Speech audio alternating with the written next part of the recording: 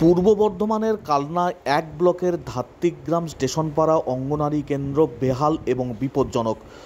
বৃষ্টি হলেই ঘরে জল পড়ে। এছাড়াও আবর্জনায় পরিপূর্ণ এলাকা, জঙ্গল রয়েছে চারপাশে, অস্বাস্থ্যকর পরিবেশ। তার মধ্যেই শিশুদের পুষ্টিকর আহার এবং গর্ভবতী মায়েদের পরিষেবা প্রদানের কাজ চলছে দিনের পর দিন। একাধিকবার সংশ্লিষ্ট কর্তৃপক্ষের কাছে আবেদন করেও এই বেহাল অঙ্গনারী কেন্দ্রের পরিকাঠামো পরিবর্তনে কোনো রকম পদক্ষেপ গ্রহণ করা হয়নি। বর্ষার সময় ভয়ঙ্কর পরিস্থিতি তৈরি হয় এই অঙ্গনারী কেন্দ্রের অভ্যন্তরে। রান্না করা এক প্রকার বন্ধ হয়ে যায়।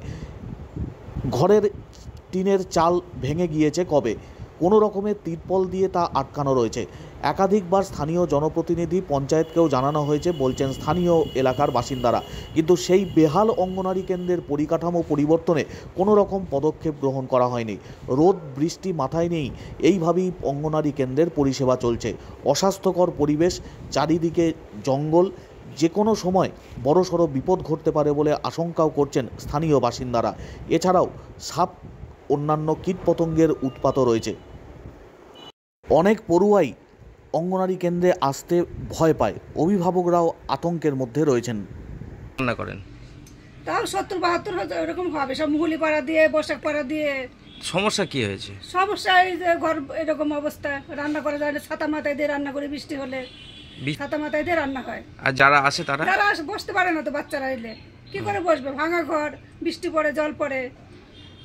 কতজন এদের আসলো, সব ভিডিও থেকে আসে, তারপরে অঞ্চল থেকে আসে, এসে দেখে যা কিছুই হয় না, শুধু বলে করবো করবো। এটাই কি চাইছেন?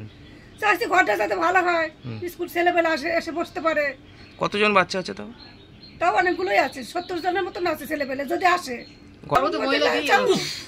7-8 জন হবে। যাতে স্কুলটা সারানো হয়, সব ছেলেপিলে। সমস্যা কি হচ্ছে? সব সময় বর্ষা হলেই জলে সব ভিজে যাচ্ছে, নামতে পারে না। আমরা খাবার নিতে সেখানে দাঁড়িয়ে থাকি, ভিজে যাই। আচ্ছা, এটা ধাত্রিগ্রাম বড় সরাসপুর।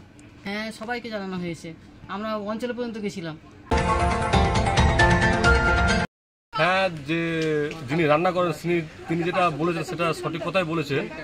আপনি ঘরটা দেখছেন নিশ্চয়ই কি অবস্থা আছে। এখানে ছাত্ররা বসতে পারে না, ছাত্ররা বুঝতে পারে, এমনকি বিশদ সাপটাপও বেরোয় ঘর থেকে। সাপ আছে, সাপ আমরা বেরোতেও দেখেছি, ঢুকতেও দেখেছি ঘরের মধ্যে।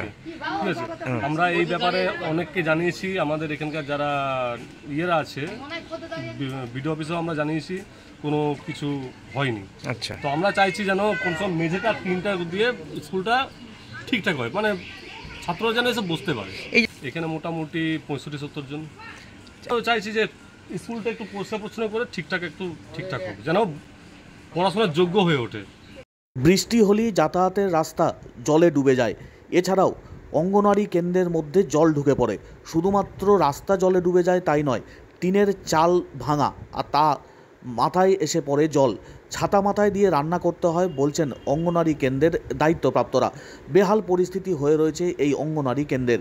যে কোনো অবস্থায় এই অঙ্গনারী কেন্দ্রের পরিকাঠামোগত সংস্কারের দাবি করছেন এলাকার বাসিন্দা থেকে শুরু করে দায়িত্বপ্রাপ্তরা, কিন্তু আদৌ কবে এই সমস্যার সমাধান হবে তা জানেন না। তাই বিপদ মাথায় নেই, প্রতিনিয়ত বহু পড়ুয়া আসে এই বেহাল অঙ্গনারী কেন্দ্রে।